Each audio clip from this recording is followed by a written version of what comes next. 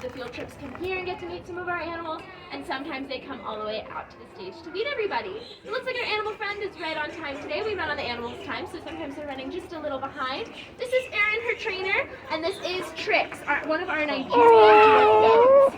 So Nigerian goats are a small breed of goat. Trix is just over a year old, so she is considered full grown at this point. And these guys are from different parts of Africa, where they live on very steep, rocky outcroppings where they can jump around and escape predators up the rocks. And they actually do that with the help of their hooves.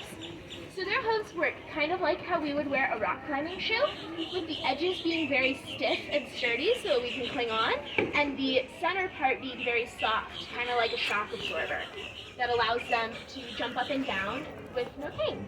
But she does lots of different training. This is a training talk. Has anybody done any animal training at home? Maybe taught your cat to use a litter box, dog to sit? Some people, yeah? So we do train all of our animals here at Brevard Zoo using what's known as positive reinforcement. You've all heard that before, yeah? Those who don't know, that is sort of like if you clean your room, your mom gives you a candy bar.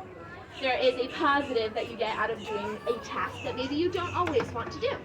So our animals know that if they participate in a show like this, that they will get lots of tasty snacks, but if they don't want to go, nothing negative happens. This way they have what's known as choice and control. There have been lots of studies done with choice and control in young kids. Even the choice between 2 different t-shirts or 2 different snacks at snack time can greatly increase the kids' well-being as they're growing up.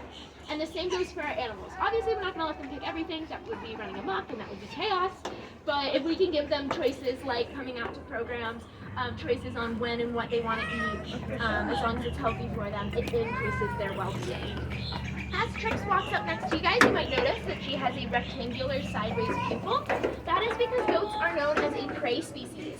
So they actually need those pupils to be sideways so that they can see more degrees around their head and have a larger peripheral vision, while predators would have circular pupils in front of their face to help with depth perception. So that just allows her to see more around and see if anybody's trying to sneak up on her. It's very hard to sneak up on a goat. But some of the training that you might see Erin doing, you saw they walked up here. She actually does that completely without a leash. It's proximity training where she knows that she sticks by Erin. Erin has the snacks. Erin has all the happy things, and that she should stick by Erin. She also does a station behavior, which she's almost doing right now, which is 4 hooves on that wooden block. We have 4 goats, and sometimes mealtime can get a little crazy. So being able for our animals to station, stay put, and know that's where they get all of their yummy snacks, helps with some of that chaos. She can also jump up on her back legs.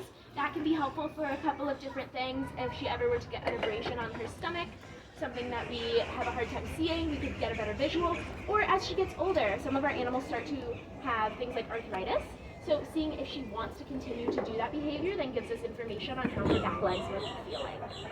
But she also, these guys, we do regular hoof trims on them. So this kneeling behavior allows her to present us her hooves, manipulate them, use tools and things to shave them down. If anybody's been to our barnyard, it is all wood and sand, which is a lot softer than rock. So we have to, about every other week, give them a full mani-pedi, full spa day, and get their hooves looking nice. So by it being voluntary, she can leave at any time. She's less stressed, we're less stressed.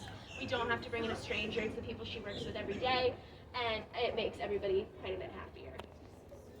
But all of our training accomplishes one of 2 goals.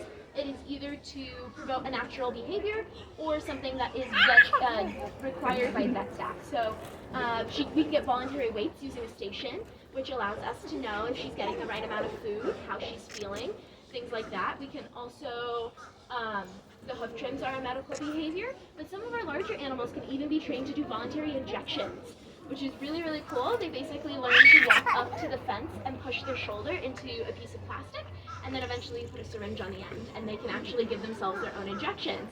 For some of our bigger animals, that is then safer for the animals, safer for the keepers, plus it maintains that level of trust with the keeper and the animal. We are never going to claim that any of these animals, well, goats are domesticated, but our other crazier animals, that they are necessarily domesticated, but at least having that level of trust and being habituated to people is something we want to maintain. By having to dart an animal rather than do